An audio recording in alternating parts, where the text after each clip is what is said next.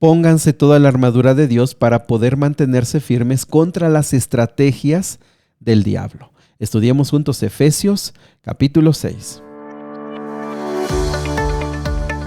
Nuevamente bienvenidos amigos, amigas a Momentos de Esperanza. Qué gusto saludarles esta mañana con ánimo, con determinación, con gozo. Vamos a enfrentar este día con la vitalidad y el agradecimiento de saber que es una oportunidad que Dios nos da.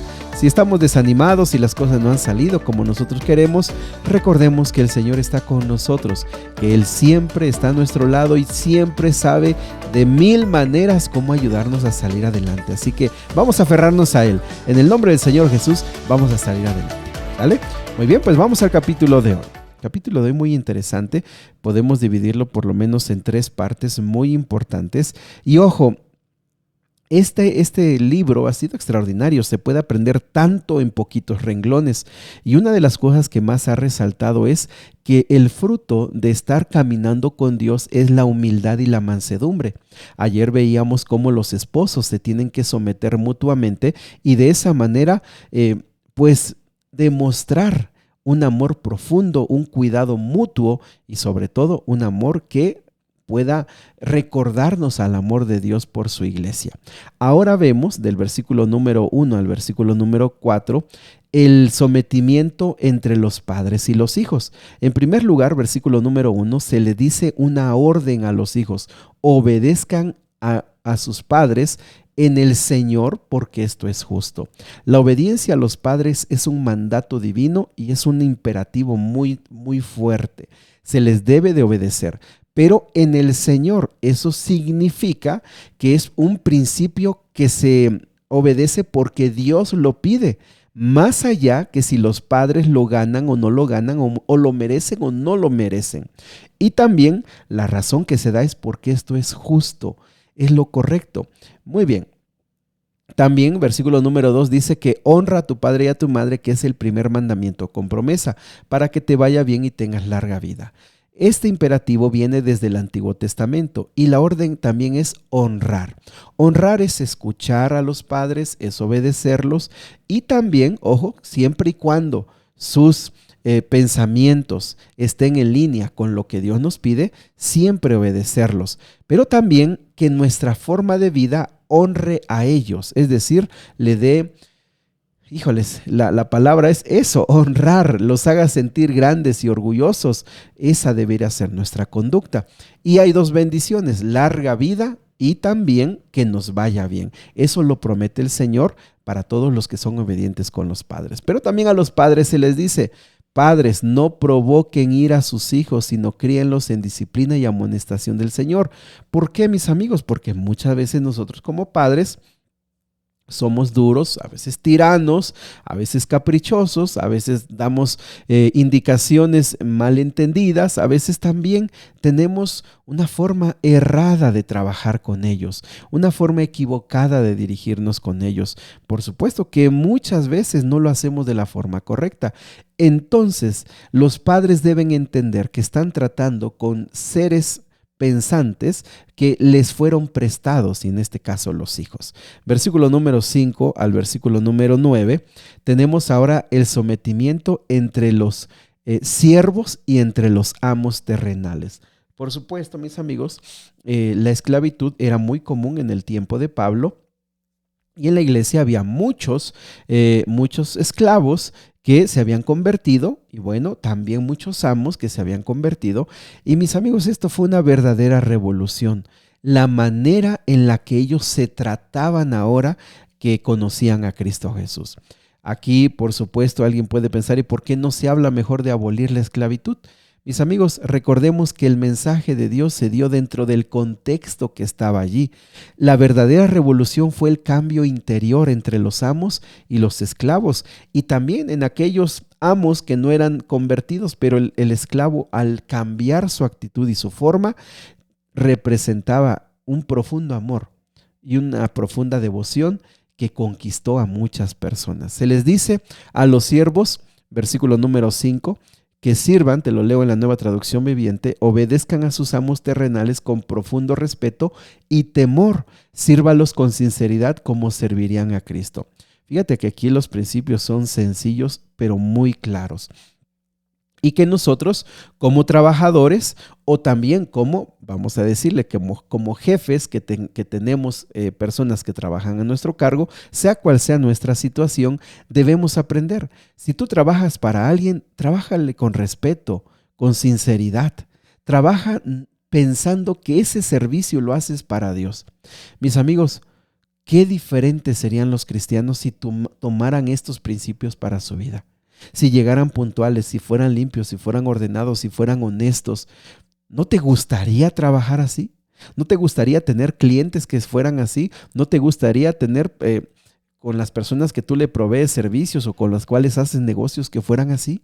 Sin embargo, nosotros muchas veces como cristianos nos dejamos absorber por la cultura del ocio, por la cultura de hacer las cosas mal, de hacer tranzas, como dicen aquí en México. No es el plan de Dios.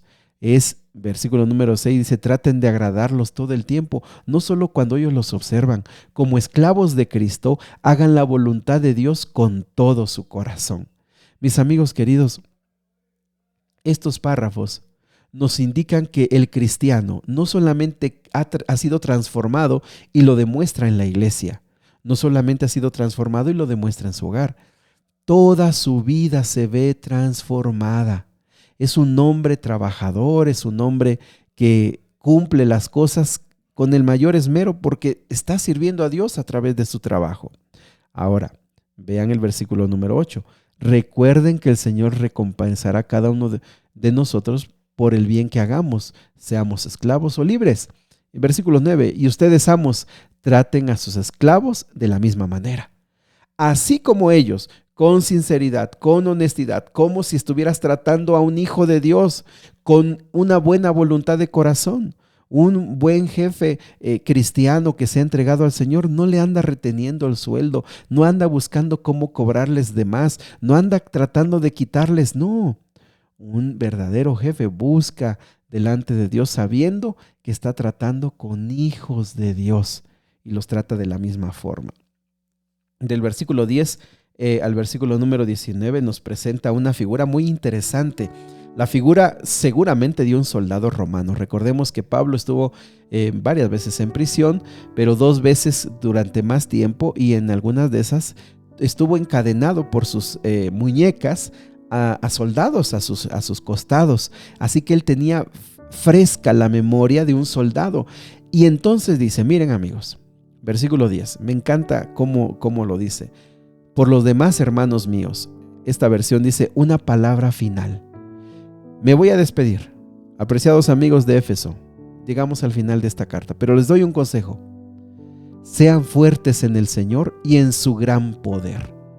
A continuación, está a punto de describir que la iglesia es atacada no solamente por personas, que la iglesia no solamente es atacada por seres humanos, sino que la iglesia es atacada por enemigos malignos, por ángeles del enemigo, por Satanás mismo. Entonces, dice, llegamos al final de esta carta, pero déjenme decirles algo.